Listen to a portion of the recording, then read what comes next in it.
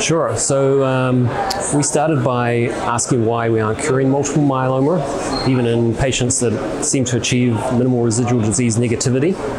And in response to that question, we discovered that myeloma comprises not just plasma cells, but also pre-plasma cells and clonal cells all the way back to B cells.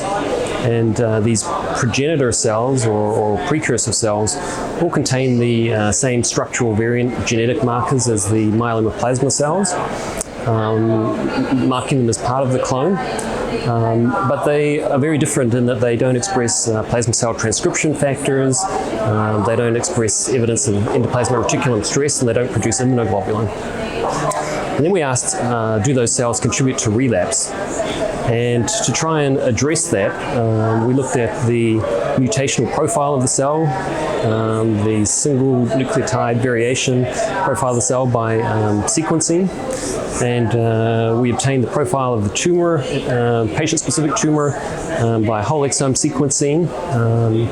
And then we developed patient-specific custom capture chips, and we sequenced the plasma cell progenitors, the pre-plasma cells and the B cells, to a depth of 20,000x. And we went looking for the mutational profile of the tumor in those cells, and we found it. We found that within those cellular subpopulations there were mutations that matched those found in the plasma cell.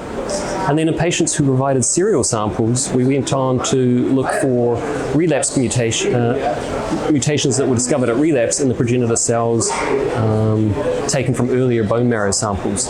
And we found that when we looked at earlier bone marrow samples, we could identify the exact same mutations that were going to occur in the plasma cells at relapse many years earlier amongst the B cell and progenitor cell populations, often when we didn't see them within the plasma cells themselves. So we were able to conclude that the myeloma B cell and pre-plasma cells were contributing to the later relapse that we saw in patients after treatment had eradicated their plasma cells.